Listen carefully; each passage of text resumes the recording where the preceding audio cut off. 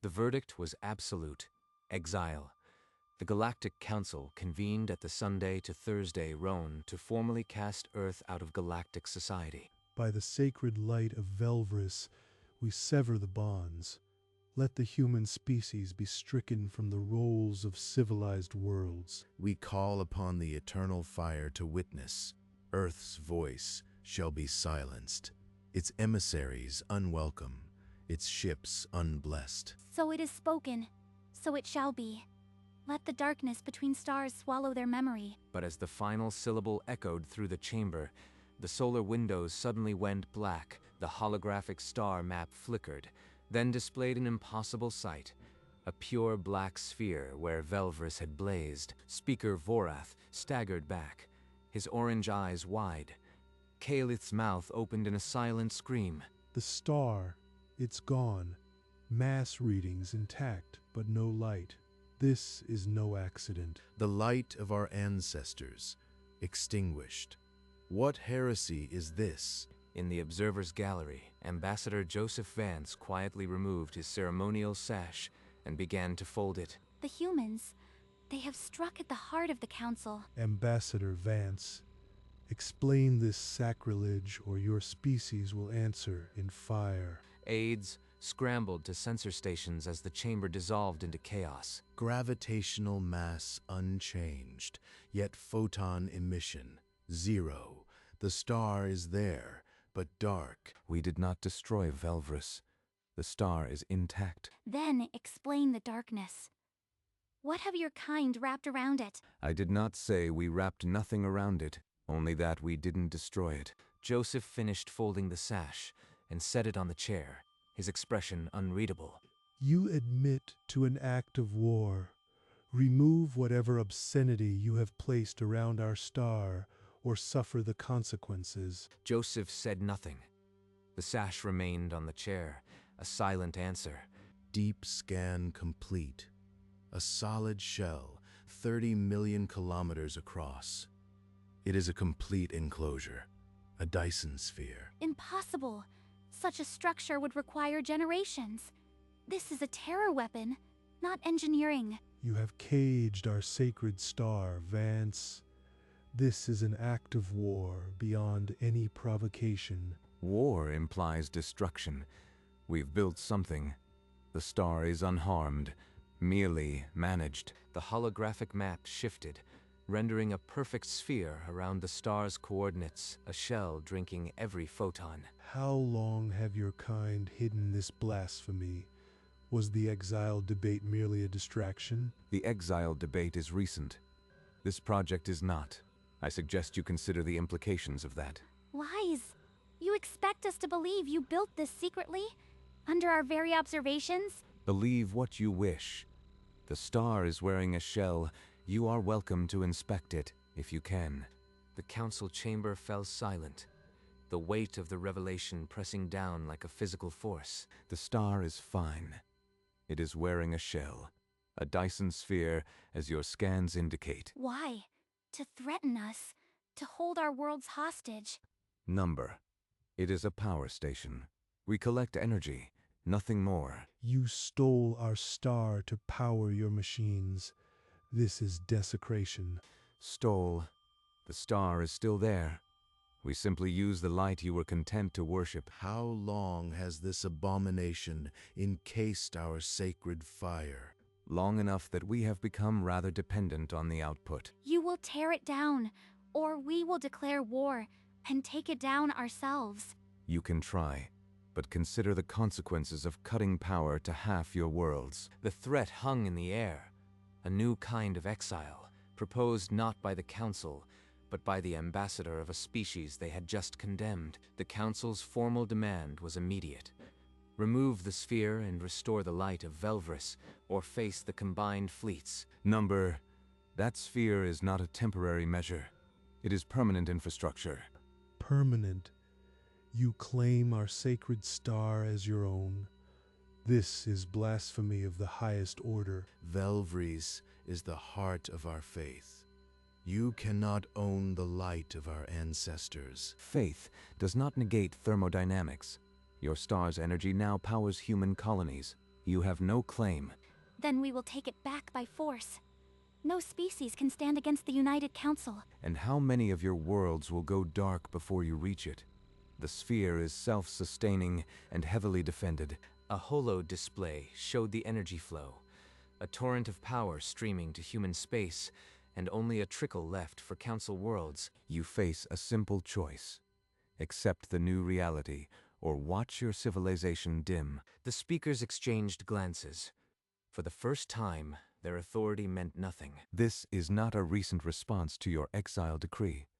The star has been humanity's lighthouse for a very long time.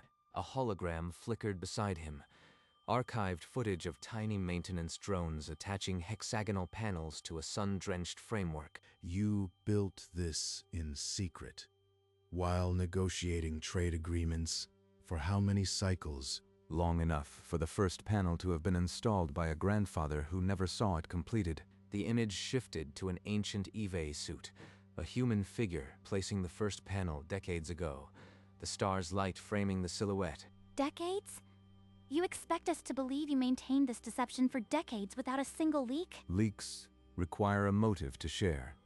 Your maintenance crews were well compensated and very loyal. The hologram displayed a time-lapse chart, a tiny shadow slowly expanding across the star, year by year until it was swallowed whole. How long exactly? How many of our generations lived in ignorance? The exact number would only wound you further, let us say. Long enough. 60 years, one panel at a time, hidden in maintenance shipments, under your own inspection protocols. Holographic manifests flickered into view, cargo logs listing stellar shielding components, approved by Council Customs. Our crews inspected every shipment. How did you bypass our security? We didn't bypass it, we used it. Your inspectors were given exactly what they expected to see. Archived footage showed crates labeled routine maintenance being loaded onto Council freighters, the panels indistinguishable from standard parts. You turned our own vessels into the means of our desecration. The very ships that carried your holy relics also delivered the panels. Irony is a human specialty. This is not irony. This is treachery spanning generations. The speakers sat in stunned silence, the realization dawning that their civilization had unknowingly built its own obsolescence. Joseph's smile was thin, and for the first time, it reached his eyes. Why, Vance? Why invest 60 years in this sacrilege? What does humanity gain? While your council debated our worth, we were powering our colonies. The exile was irrelevant. You turned the eternal flame into a power grid.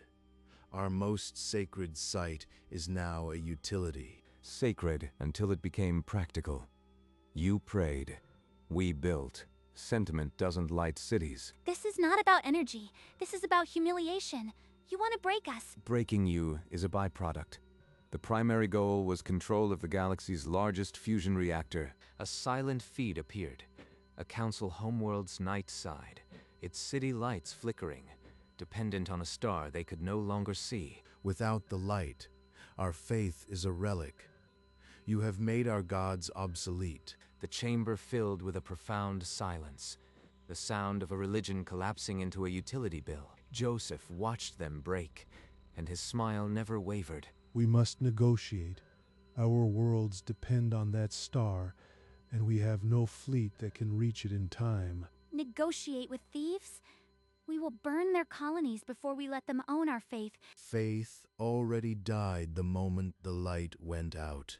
Words will not resurrect it. The three speakers, once a united voice of galactic authority, now stood as three islands of rage, despair, and fading hope. Pride will not restore the light. Only pragmatism can save our people. Pragmatism is the first step to surrender. I will not offer my throat to humanity. Joseph watched the fracture widen, his silence more damning than any word. Surrender or war, both paths lead to darkness. The Council is no more. Forath's fist unclenched. Calith's circlet seemed to dim. They had nothing left but each other's anger. And still, Joseph only waited, folding the future into his next words. Here are the terms. Same star, new management. You will receive power, but we will receive tribute. Tribute? You think we will pay you for our own star? Not money, something far more valuable. Public apologies, recorded individually, broadcast to all known space. You demand we humiliate ourselves before the galaxy? This is not tribute. This is conquest. Call it what you will. The electricity will flow only to worlds whose leaders have personally renounced the exile decree. I will never bow to your species. Let the stars go dark before I utter a single word of contrition. Be careful what you wish for. I will give you 2 hours to reconsider. After that, the grid stays dark. The holographic display morphed into a visualization of recording chambers. Empty, waiting. The speakers stood paralyzed, the weight of the demand pressing down. Pride against survival, faith against power, and the clock began to tick. 2 hours. I need no time to know my answer. We will not apologize. Let the galaxy see us fight. Better to burn than to kneel. Your worlds will freeze, speaker. The cold will not distinguish pride from survival. On a nearby council world, the grand cities began to dim, sector by sector, as emergency reserves faltered. She speaks of fire, but all I feel is the cold of a starless sky. Without the SPI here is energy. Your civilization has perhaps 3 cycles before collapse. And if we comply, you will restore the light. Instantly, the moment the first apology is broadcast, the grid will open. This is blackmail, not diplomacy. Do not listen to him, Vorath. A moment alone, Ambassador. I would speak with you in private. The 3 speakers withdrew to a private chamber, their world's dimming lights reflected in their eyes. You would apologize alone, Vorath. That is not pragmatism. It is betrayal. My people are freezing, Caliph.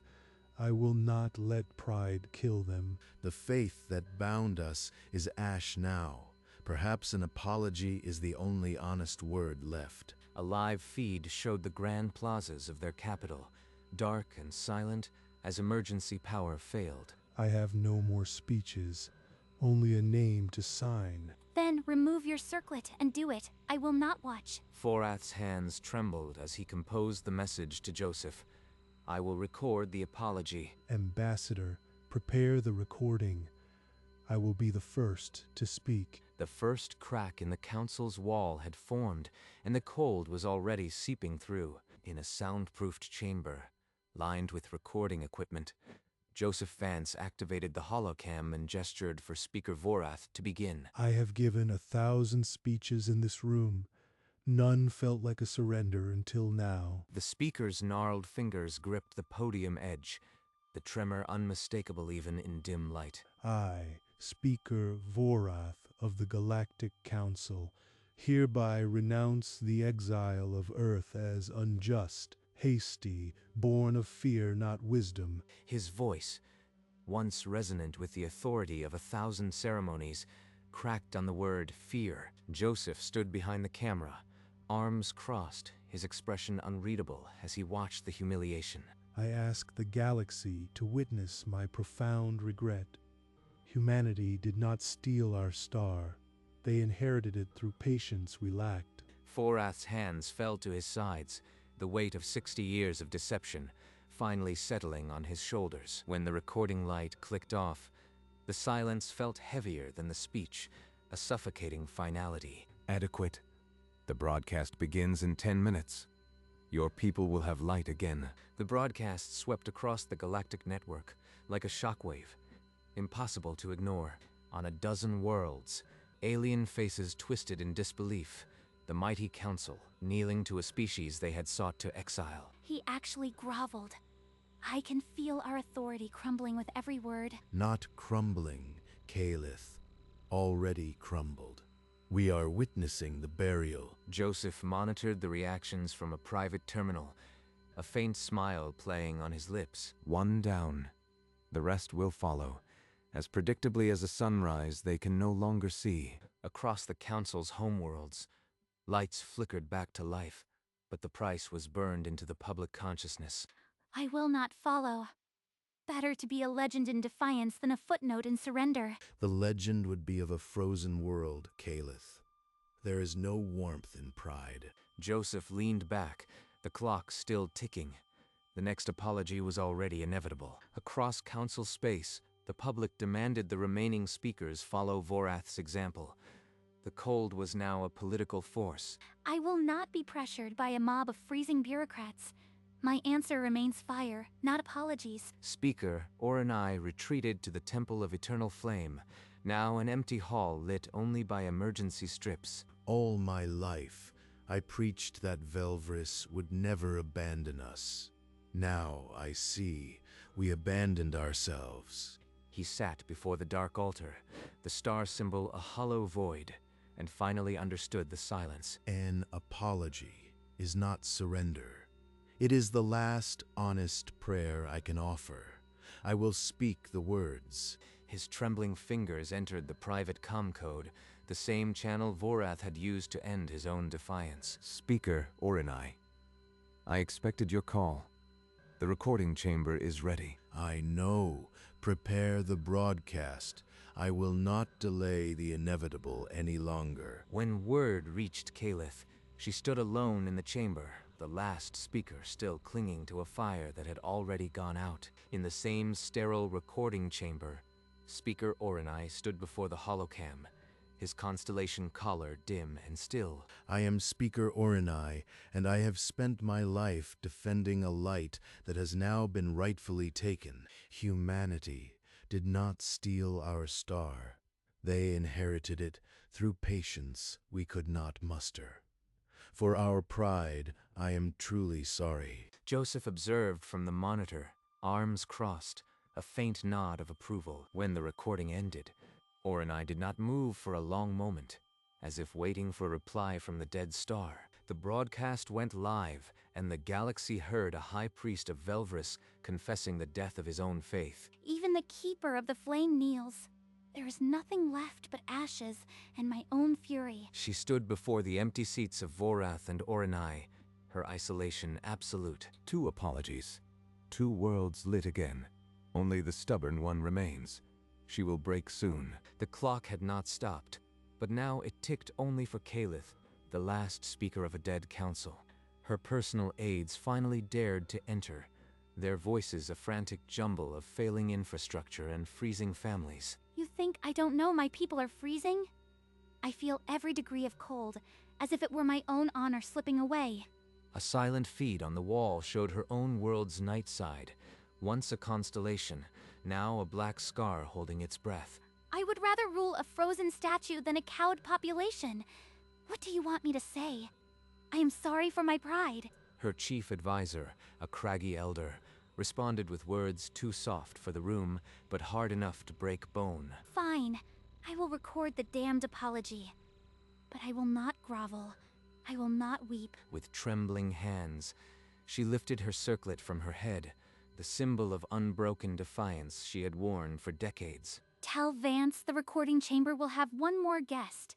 And tell him, he has broken me, if that pleases him. The lights of her world flickered, but for the first time, there was a trace of returning warmth, an electrical forgiveness. Somewhere, the clock stopped, and the last speaker prepared her surrender. Speaker Caliph entered the recording chamber like a storm, forced into a bottle. I am Speaker Caliph. I oppose humanity with every fiber, but your patience has outlasted my fire. 60 years, you worked in silence. I cannot match that. So I, Caliph, renounce the exile of Earth. Her voice trembled on the edge of a scream, but the words held. Accepted. The tribute is complete. The broadcast went live, the galaxy witnessing the final speaker's fall. All 3 speakers bent. The council is now a memory. Humanity writes the next chapter. In the Sunday to Thursday Roan chamber, emergency lights flickered back to full brightness.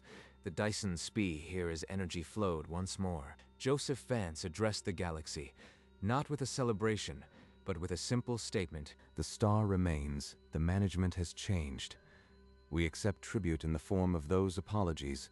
Welcome to the new order. In the Sunday to Thursday Roan, The ceremonial star map dissolved into a power grid schematic, sacred geometry replaced by utility. The speakers watched their holy chamber transform into a control interface for human energy distribution. The grid is open. Every watt bears a human signature. You are now clients. Technicians in human uniforms deployed portable consoles, their presence unremarked yet absolute. The Sunday to Thursday roan is no longer a council chamber. It is a substation. Find new quarters.